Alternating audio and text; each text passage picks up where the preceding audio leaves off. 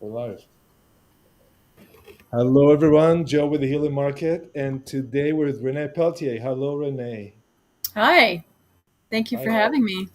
No problem. So I saw Renée a few days ago on a homesteading group. I'm like, wow, that looks really cool. Would you like to do an interview? And Renée said yes. So here we are. So Renée, tell us a bit about homesteading, about yourself, and what are we talking about today? Yeah, thanks for having me on. I am trained as a holistic medicine practitioner, and I was living in the city for, ever. And so essentially, I've gone to school to help people feel better and clear their body out of, the toxicity and stuff that we've got floating around in the air and in our waters and in our food. And in the last 4 years, I've just decided that I wasn't in the city. I was in White Rock actually, so I was on the beach, but still in a fairly kind of crowded place. And I just saw what was happening in the world, and I thought, maybe this is the time where I start to grow my own garden and raise some chickens and things like that, and be a little bit more sustainable. Right. So yeah, I found a property out kind of in the middle of nowhere. I'm out on the west coast of BC, quite far in there. I'm on the ocean.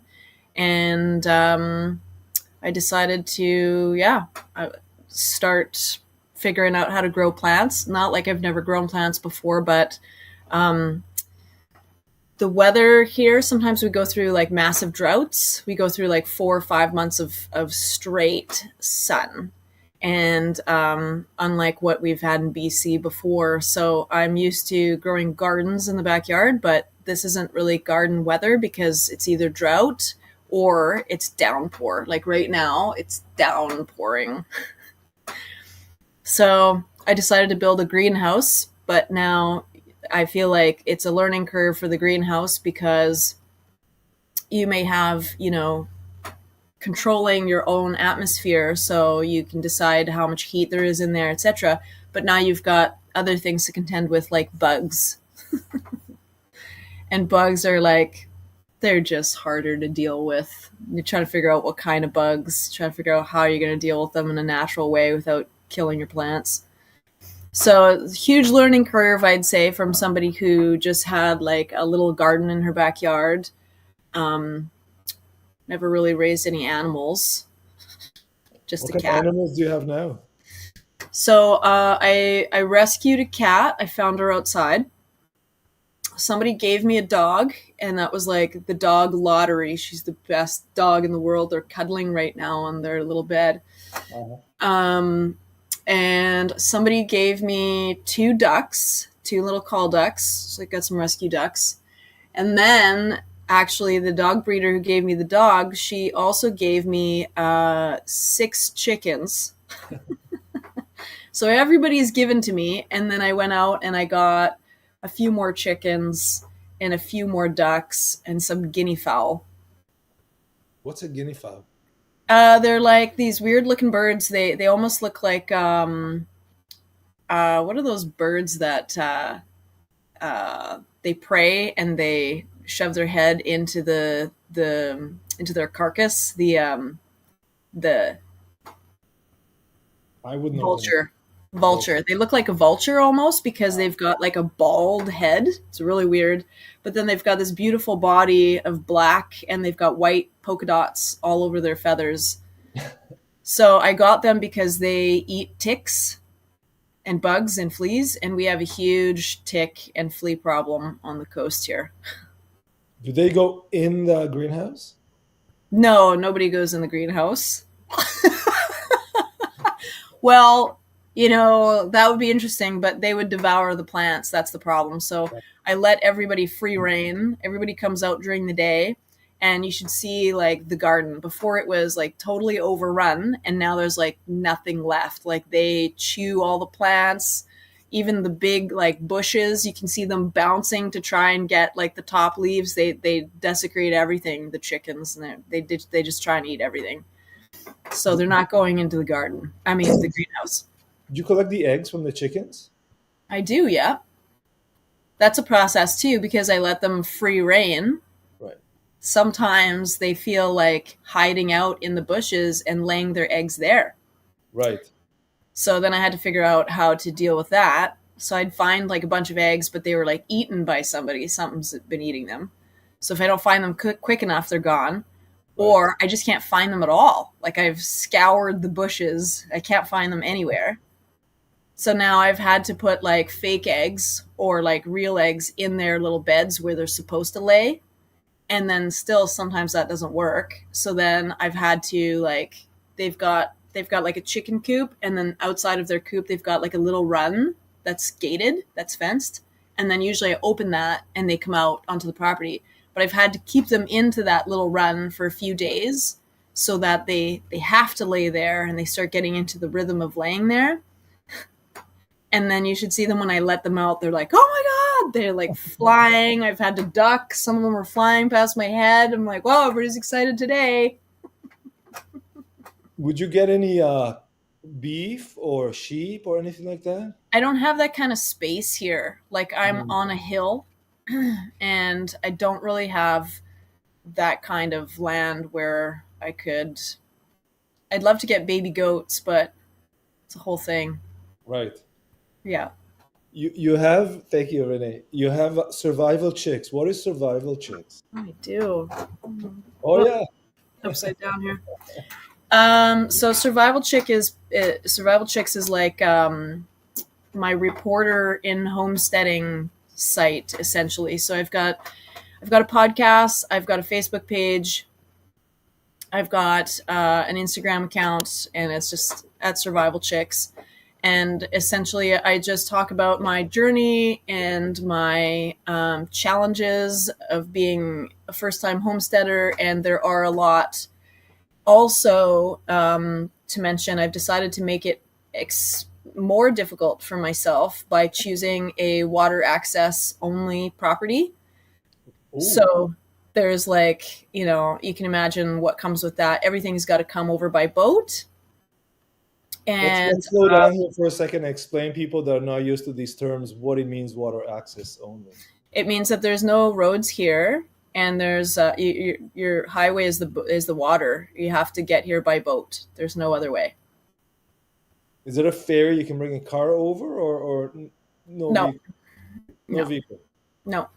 There are little back roads here because it was like a little bit of a community before, but you'd have to barge your own vehicle over and get it onto land somewhere somehow, and then you could access those roads. Right. But those roads won't go to the main roads. You can't get anywhere with, as far as I know. I'm gonna let me see if I can bring up your Instagram. Survival chicks, yeah? Yeah. So now everybody that comes over here, anybody that you get to come do some work or whatever, they have to come by boat. So you can imagine if you need like your fridge fixed, it's going to cost you a fortune. You might as well get a new fridge. Wow. Yeah. But what comes with that is I feel like there's challenges all the time, just as a homeowner, but also as a homesteader, because I'm in the wilderness. I have animals. There's predators here. There's stuff to contend with, right? The Mhm. weather, etc. And then on top of that, when something happens, that like there's always something that's going to happen. Oh, look at that! There you go. Yeah, I'll try to Um, for so instance, like that's your legitimate. Instagram so people know. Cool. Yeah. Legitimately, like my fridge broke. Well, I didn't break. It like leaked all over the floor and it kept leaking. And I was like, oh, I'm going to need a new fridge. Like, what am I going to do about this? So I phoned one of my friends who's in refrigeration, and he was like, wow, your fridge. I sent him a picture and he's like, your fridge is leaking. Yeah, I know. And he's like, well, Google it. I'm like, oh, okay. So I did just that. I Googled it. I found a similar fridge. I looked at what Buddy did. My fridge was different, but I did the same thing. I cleaned it all out. I pulled it apart. And in fact, putting it back together, the door fit better. Everything was actually better, and it hasn't leaked since. And I'm like, man, if I was in the city, if I was in White Rock, I would have called somebody. They would have come over and charged me like an arm and a leg for that. Or maybe they would have said, I don't know, you need a new fridge, you know? So, like, in a way, dealing with those challenges and stuff by yourself, it really like gives a person a little boost of confidence, Right. you know? I do. So let's go towards this topic. What many the majority of us, like it or not, live in the city. Mm-hmm. How can we be a little bit more survival chicks every day in our urban life, and how can we bring that wisdom of nature Well, that's a to good the question. city? That's a great question. I think I'm sure there's several things that we could do. I think spending time in nature is really important. So it's kind of difficult, I guess, if you're in the middle of the city. But like yourself, you said you go to the lake, right? Every week, I take half a day or a day, and I go to the park or I go to the lake large enough that I can see a car. Oh, nice. Yeah, Yeah. that's a thing. Yeah, I think it's really important. Hot, There's cold. also Yeah. there's a book written, I think it's called The 3-Day Effect, and they talk about how they did an experiment and they took people that lived in the city. Like one guy in particular, he was like, I do not go out in nature. It's not my thing. Like I stay inside with my electronics. Like this is where I'm happiest. And they're like, okay, well, you're going to come do this little experiment. And they put them in like, a glamping situation, some beautiful tent or whatever. But the point is there was nobody else around and there was no communication, no electronics, no nothing. And so they had nothing to do. So they did that for 3 days. And, by the last, and then they also monitored all of their health systems, right? So they took their blood pressure and all the things they monitored before and then after. And they got to see like this one person who was like super anxious and she had some depression and she's got a family and she's got this and she's like busy busy busy, and by the end of it she said like I was sitting there watching the ants build their little fort and like looking at how they were doing it and counting them, and she's like I never spent time to do that before, that's ridiculous, and all of her blood pressure and everything just dropped in 3 days. And same with the other guy, who didn't want to be in nature. Like he just was a totally changed inside, he felt like. So it just takes 3 days to be in nature and to have like, a moment to feel different. And I feel that over here. I feel like one of the reasons is I'm away from all of the electronics. I'm away from everybody else's Wi-Fi. Like you live in the city and there's balconies everywhere. How many Wi-Fis do you have when you look at your phone to connect? You probably have 30. Maybe close to 100. Oh, oh my God. Oh my God. You can really feel it That's insane. because the other place where I stay, it's. I know that the actual unit is all concrete around as metal, so it's a Faraday cage, and even Okay. the phone reception in there is all very very low, and it's very calm. You walk in, it's very calm, and I realize there's almost no radiation. There's almost no Wi-Fi coming in, and I Yeah. don't have Wi-Fi there. It makes a difference. Yeah, sleep a And lot better. I think it makes a difference in the sense of, so we are energetic beings. We have a frequency, a vibration of our own. And like, anybody who has touched a radio that is fuzzy, that has some static, and they go to adjust the antenna, and as they Mhm. get their hand closer, it starts to sound better. And then they pull their hand away and it goes back to being fuzzy, right? That's our antenna because we're Yeah, getting closer to the right. And so just that alone shows how we are like an antenna.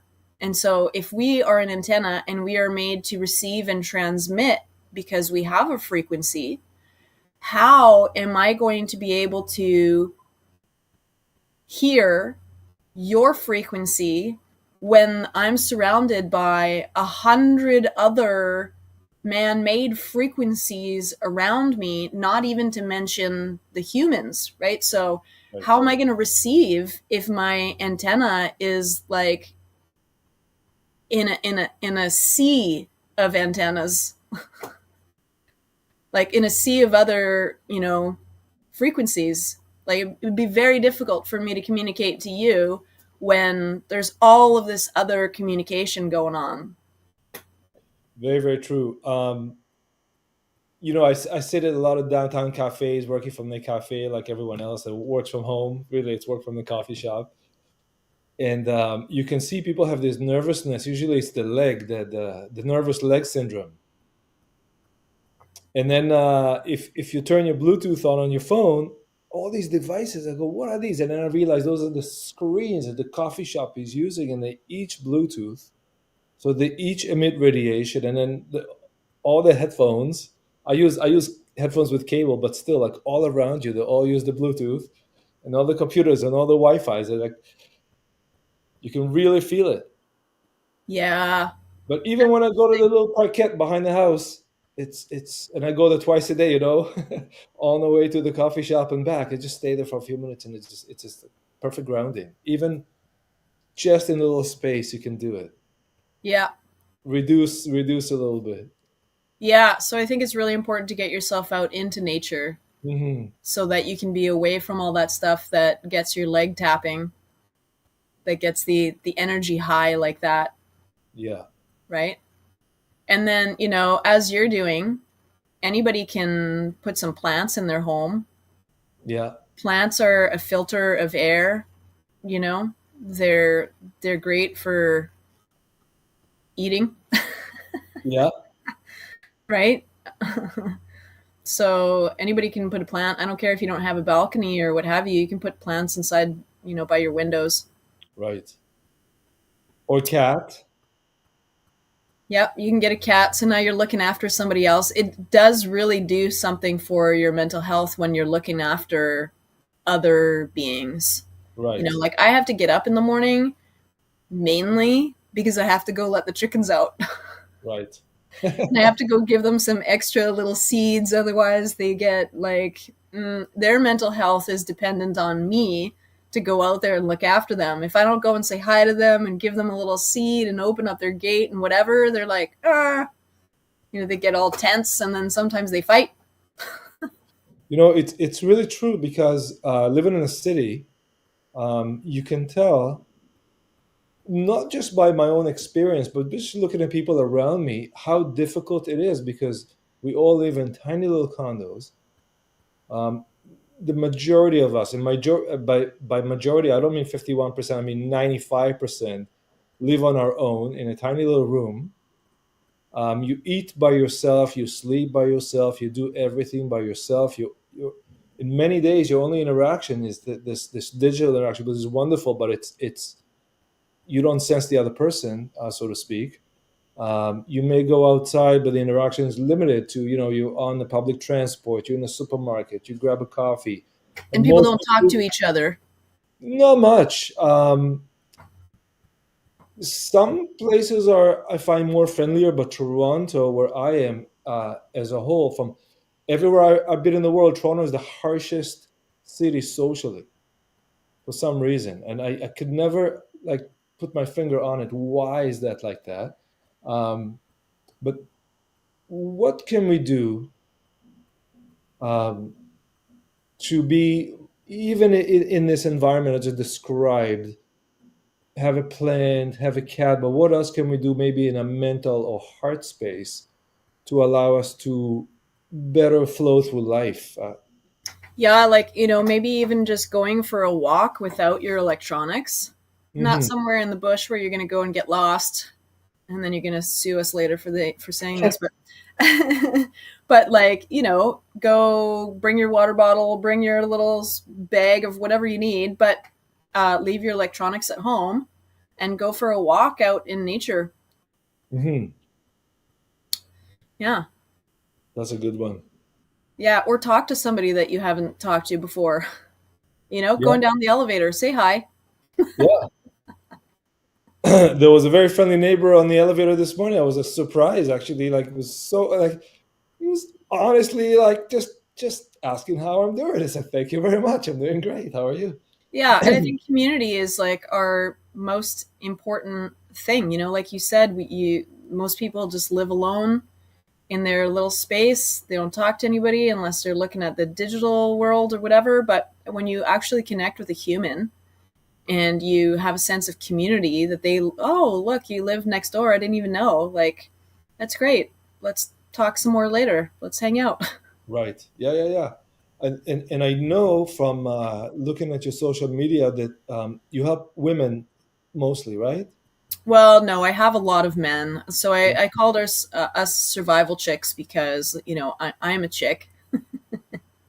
But, and also, like, I come from the city. I don't know how to do anything. I'm not a strong dude who has some skill. Like, that's not me, right? So I'm a first time prepper. I'm not Hmm. a guy who's, you know, spent his childhood hunting, etc. I don't have those kinds of skills. So I do. The reason I started this reporting for Survival Chicks, really, like, is because I feel like there's so many women like me that are waking up today to what it is that is going on in the world, and they are frightened because they live alone, they might not have a boyfriend, they don't have the kind of skills that they think they require. They've never planted a garden, they've never gone hunting, they've never raised animals, they've never, and they're living in a little apartment just like you said, and they're like, oh my gosh, what am I going to do if there's no food in the supermarket tomorrow? Like, what would I do? They don't Right. have a community.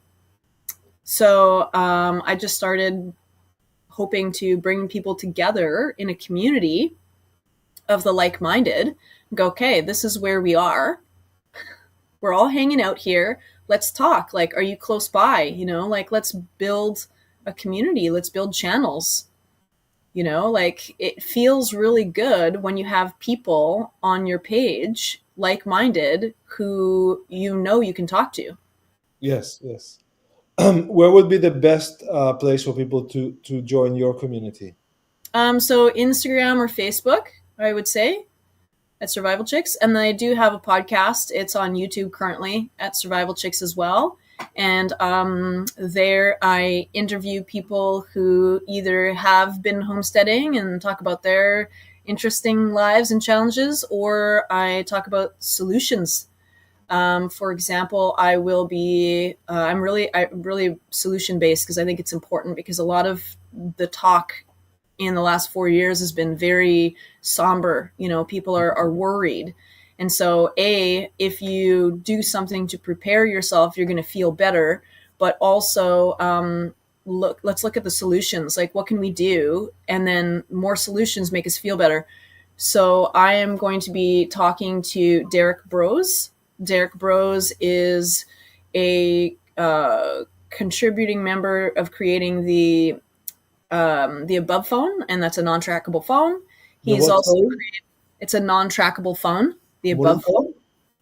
The Above phone. Above phone. Yeah, and Okay. it's like the same price or cheaper than buying an iPhone. So, Huh. and he's also created Freedom Cells. Freedom Cells is a community, just like a little bit what I'm talking about. It's all over. It's probably all over the world, but certainly all over North America. And what you can do is you can go to the Freedom Cells. I think it's .org, and you can see who's in your community, like who's close by in, you know, in relation to your map, and you can join forces with them. And they do little cells, and they do a little bit of education as to how many people should be in there and what each person could focus on, what you can bring to the table, for example. Derek also writes books on solutions, and he gives them away. He doesn't even charge for them. They're free on Audible, or YouTube. So, pretty cool guy. And I'm going to be doing a podcast with him in the next few days. So I'm pretty excited about that.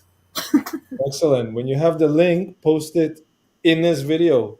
Okay, that So, sounds and great. this video is on Instagram, on YouTube, and on Facebook, and I think on LinkedIn too.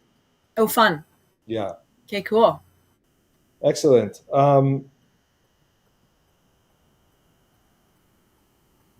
back to the contrast of the city, and how can I start prepping myself to prep means, it's not easy to pack up and leave, especially No, if you have a life, job, child, totally. but it's possible. It's possible. I did it, but not everybody is willing to do it. And it's also there's a like a scale. Like how much are you willing to do? You don't have to do all the things, Right. but I would suggest having like a little emergency go bag, either in your car or in your home or both. Specifically on my Facebook page right now, I have a go bag, like a PDF to download that states like the types of things that you could put in your go bag that are super inexpensive that you already have sitting around your home that would really help you in case of an emergency. And so if something does happen, you grab that bag and you go, and you've got some supplies, right? You've got a little bit of food, a little bit of water, you got something for your pets if you need to take them, etc. Or in your car, you could be finding yourself far away from home and something happens, and now you've got that little supply bag. It doesn't even matter if there is nothing going on in the world and everything's safe. If something happens to you in your car breaks down and there's nobody around, now you've got supplies, you're going to be okay. Very true. I think I found that page. I'm going to share it. Let me see if I know how to do this. So that is all on my Facebook page right now. There's a series of content about Is this the right one? yep, that's the one. So there's a series of posts in the last few days regarding the go bag, also a medical bag. I think it's important to have like medications or remedies in your little arsenal so Right. that in case anything happens, right? You're Mhm. not relying on anybody else, basically. You're not relying on any systems. You're ready. And I think it feels good for people to know that they are ready. Like if something were to happen, they don't need to rely on some system that may not be there. I'm laughing because I cannot not remember people hoarding toilet paper a few years back. Right. Right. Which is it's a good humor segue, but you really do need. I mean, I always think about it. Okay, the power goes out for a couple hours, no big deal. The power goes out for a couple of days, all your food is gone, and And after also, how are you going to cook? how are you going to cook? Yeah, And after excuse me, after a while, there's no water because the that's right. all these buildings have actually a reservoir on the top, and it by gravity, so it can only be filled with a pump that is powered by hydroelectric power. So if we lose power, we're going to run out of water in the tap after a while, And the toilet won't be flushable after a while. and the toilet won't be flushing. So you need bucket of water to flush the toilet. Yeah, and you're not going to Or want to waste that water because you're going to want to drink it. So some you need another situation, like another thought of you what you're need going some to do cat with your litter. waste so that you don't get contaminated with your own waste products. That's right. So you need cat litter for the house. You need a cat, Yep. cat litter box for yourself. Well, that could be a way of doing it. Yeah.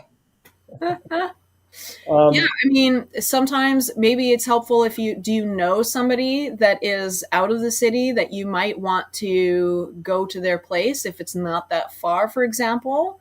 Like, is there a plan that you can make if you were to want to leave? right. And you got to think about those things. At what point would you want to leave? Like, so a couple hours and no power is no big deal, but you don't know when the power is going back on. At 24 hours of no power, is that an indication that you should leave? Like, those are all things to think about, right? Yeah, and we're very spoiled. We don't really know this situation. We had an ice storm about 10 years back, but wasn't a big deal. And yes, some suburbs got cut off power for a couple of weeks, but downtown was, it was a day or two. No big deal. And those suburbs who got cut off, like, that's sub-zero temperatures. That's cold, right? Yeah, So you got it to was think about cold. how did they keep themselves warm? Were they prepared for that? Yeah, How do they feed themselves yeah, for 2 weeks? for 2 weeks. It's a big deal. It's a big deal. Assume you have no access to car because everything's frozen or broken or whatever. Um, okay, so I need to get a bit of a emergency bag and some food, and don't forget the can opener. Yeah.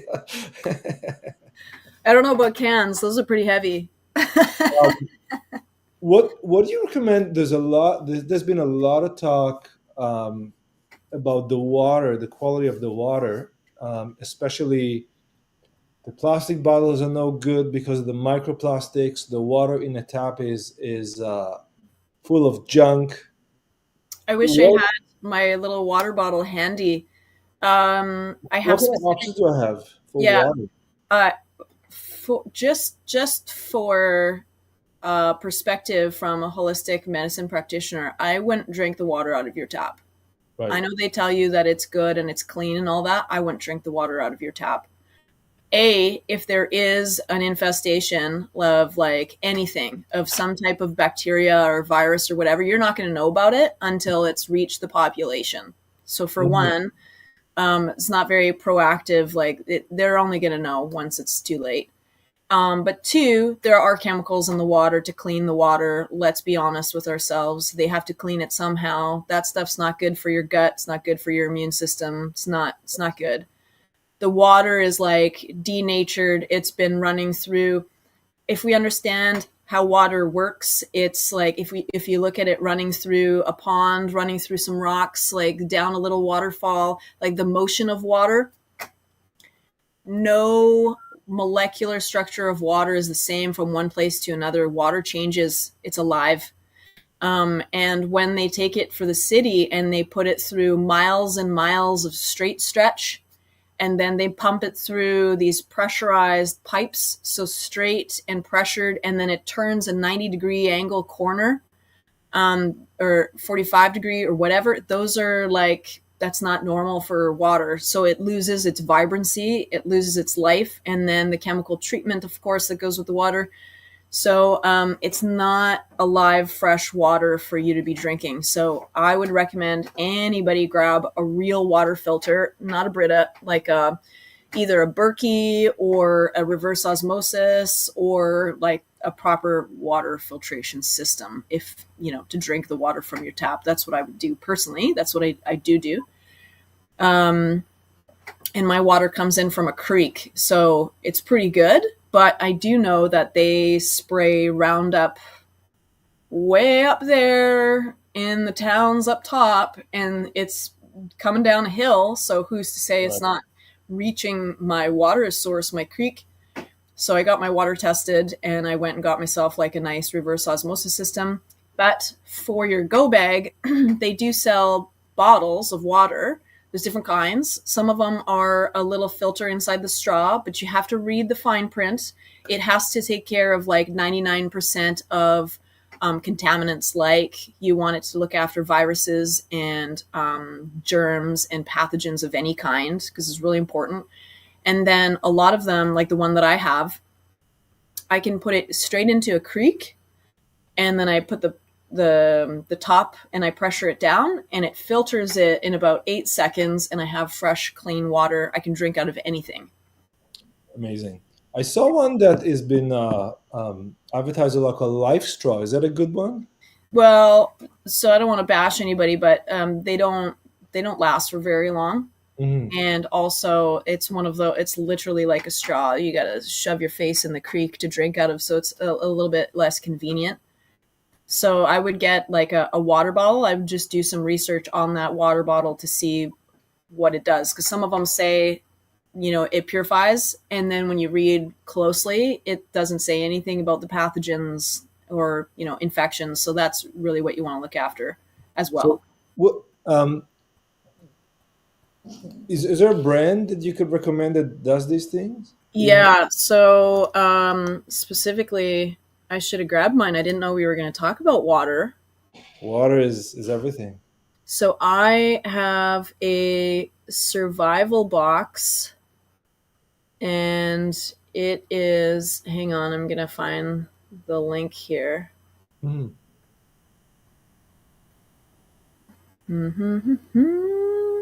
I don't have my website at the moment. It's down. So Mhm. that would have been really easy to find. But let's take a look.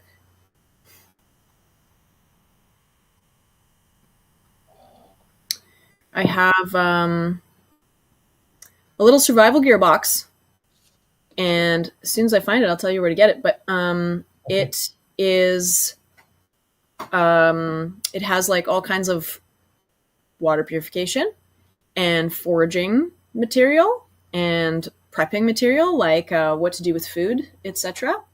And so it's kind of cool, and it's got this water bottle in it. And so I have to remind myself what the water bottle is called, but it's awesome. I love it. I actually might have. Oh, okay. Here is the box. And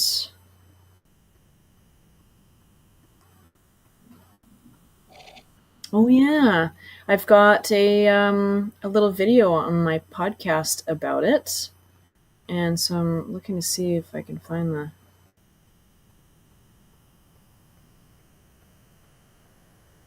So Waypost Outdoors.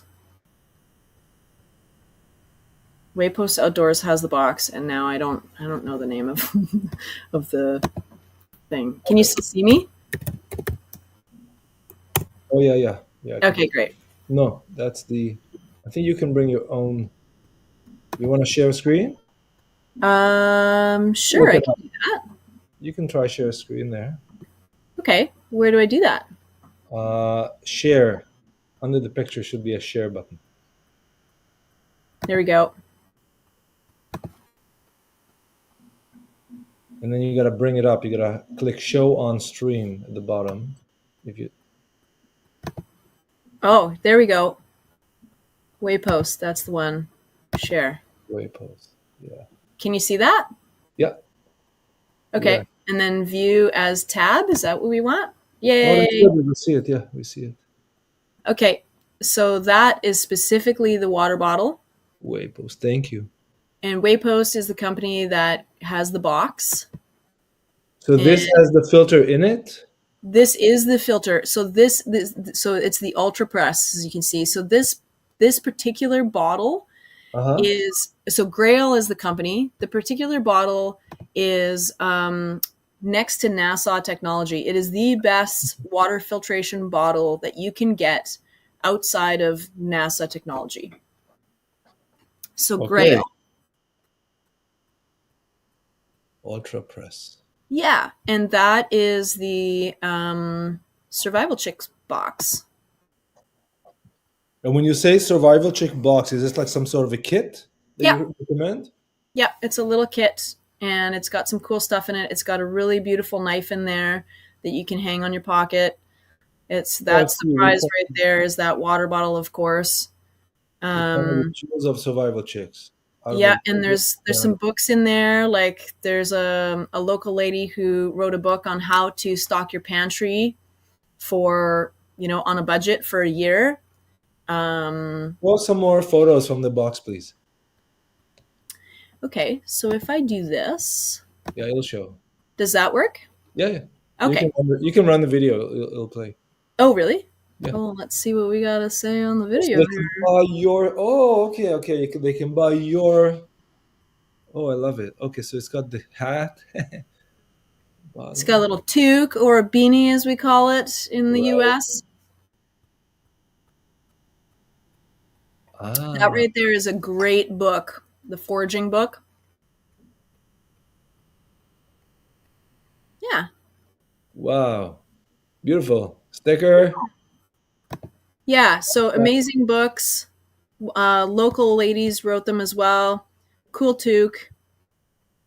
Wicked water bottle. This is a really beautiful knife right there. Uh-huh. Mm-hmm. All in pink. Pink and purple. Beautiful. The colors of royalty. Yeah, so there's other bottles on the market. This is the best technology out there for sure. Amazing. And then it's also lightweight, so you can add it to your little bag very easily. It's not going to add any weight. That's the whole thing. So people say, in your go bag, you're supposed to carry water, and it's going to get heavy. You're supposed to carry X amount of water for however many people you have in your home. But I mean, it's so much easier just to grab water. I mean, I would put a bottle of water just in case you can't find water for the first little bit, but then you've got this empty bottle that you can just fill up with anything. And then you press it, and you got water. Yeah. That's amazing. And Yeah. it's good for how many times? Many. Like you Many. can change the filter inside, but it's like thousands of times. Okay, okay, that's fantastic. Is that good enough? I could literally pee and I like squeeze out the pee and drink it, kind of thing. Don't know Not because that now I would try, but I don't know because now you've got salt in there and it's not a desalination one, so I can't answer that. I have no but, idea. but it's good enough for the creek. Yeah, absolutely. Fantastic. How do I unshare? I'll do it. Okay.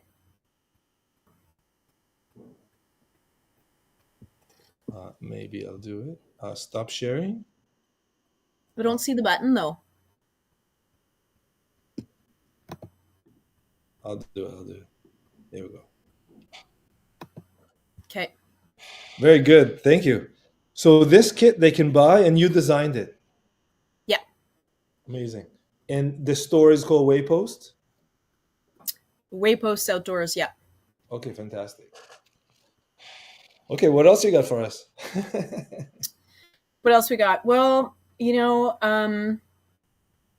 a holistic wellness practitioner, I do have a website called medicinewomaninc.ca in case anybody wants to know a little bit more about what I do there. I feel like, what this particular life has taught me to move out, to be by myself, not that you have to be by yourself, but to look after challenges and look after animals, like look after things that are outside of yourself. What I find is that I don't have time to sit and ruminate on anything. So when I used to live, oh, thank you. I used to live in Port Moody, for example, and I would go to my job and I would come home and I basically would make dinner and I would eat it in front of the TV because I had nobody there with me. I had nothing else better to do. And then sometimes that would just lead to watching TV for the rest of the evening, right? And so if I don't have anything physically or mentally to do, like I'm just going to preoccupy myself with like technology, right? So today, because I have so much here to take my attention, sometimes I've got a water shortage, or sometimes my water pump isn't working, or sometimes my, whatever. So I find myself like for a little while there, I would wake up and I would find a challenge and I'd be outside in my robe going, like, what am I going to do about this now? I'm like, so every day was a new thing. Or I'd come home from, I do have a little job across the water at a resort. So I'd come home from work and I would find another challenge. And I was like, oh my gosh, like, how am I going to figure this out? And then I told the universe, I'm like, okay, can we tone it down a little bit? There's a lot of challenges here. Like a little less would be good. And so now I'm at a little less. So it's great. But my point is, I have a job outside as well. And when we work with people, there's always going to be interactions and there's always going to be thoughts and things, and it's never going to be perfect. And so oftentimes we go home and we ruminate on stuff that happened at work because it wasn't perfect, or you had that interaction with that person, or there's that one person at work that you do a little bit of this with. And so I'm not excluded from those, and I have those interactions. And sometimes, I would have otherwise come home and sat and let that, marinate and, go over and over and over in my brain.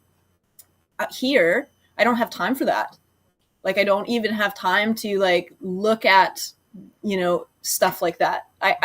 My preoccupation is like the animals and the house and the stuff that's going on here. And so I feel like in a way it's a really healthy way to live because you're preoccupied with like physical and natural things that need your attention. Right. So, yeah. Very true. So much of the technology, it's so disassociative.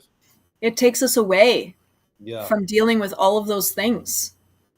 And at the same time, it's really hard to make friends in the city, especially these last years, because you can't talk to anyone. They're always on the screen. They got the thing in the ears.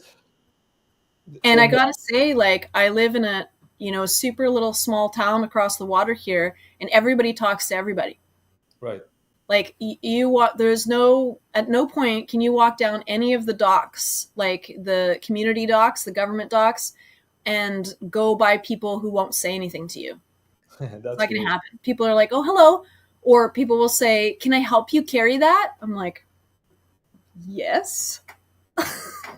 There's another thing that when you say it comes to mind is the city, especially the last few years. Um, you hear very little English in Toronto. You used to, but now there's so many fresh immigrants, young. Many are very young.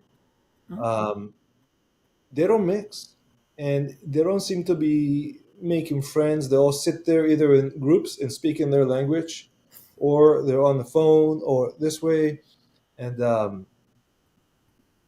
it is noticeably different. It's not unfriendly, it's just not open. It's not And also, it engaging, makes it it occupies space, but it doesn't interact. No, and it also makes it more difficult for you to interact with them because hearing the language, already people aren't talking to each other on top of the fact that there's a language division. Right. So now people are like, well, I'm not going to talk to that person, even if I was going to consider, because they probably don't speak my language. I actually saw recently someone online who teaches people how to contact people in the real life, how to approach people, not in like but not in Wow. like a pickup, like in actually like Yep. how to communicate. Yeah. Well, that's interesting. I think that for a lot of the young kids that are growing up in front of the screen, and I do know some people's kids who don't have any outside friends. They have friends all over the world, or so they say, and they're on their screen all day. So for them, they don't feel comfortable around people. Yeah, so I could see. That's why I drag my daughter to nature once a weekend. It's a good idea. It's the only idea, and of course, no, no, no, and then like I don't want to leave. Really? Yeah, of course. So there's a But little protest, and then she ends up loving it. oh yeah, yeah, every time. How old is But she? almost 10. Yeah. So I mean, what's better than going to the lake and breaking the ice with your boots? Like Yeah. or throwing And I think rocks or whatever it is. We do some art drawing and I outdoors. I think another thing, like we were talking about how what could we do if we live in the city? I think one thing that would be cool would be to take a course. What if you went out and took a course like in nature, like let's say she could go riding horses. How about learning how to what do you call it? How to pull a bow, like bow and arrow, Hmm. right? How to do something like that. Anything that'll build her confidence in nature with animals. That's really good. Um, a lot of us downtown parents are. It's difficult, especially if you don't have a car, because if you live downtown, you really don't need a car. You really don't. You can walk or ride the bike. Even today, I rode the bike today. It's no big deal. Maybe like 1 or 2 degrees. Perfect, perfect riding. I had a great ride. But we do rent a car and we go to my friend's place who has a farm. Oh, nice. So it's an hour and a half. So we can go to the farm. So we'll try hit the farm, every few months and really make an effort to go to nature. Yeah. And then maybe, if it's easier, you can join up with somebody else who wants to do the same thing, who wants to take the same class or whatever. And then that way you can figure out the transportation better, perhaps. Yeah, yeah, yeah.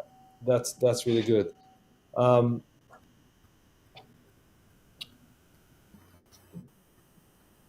maybe some before we close, some advice from Renee to the young men and women of the cities, of the urban centers.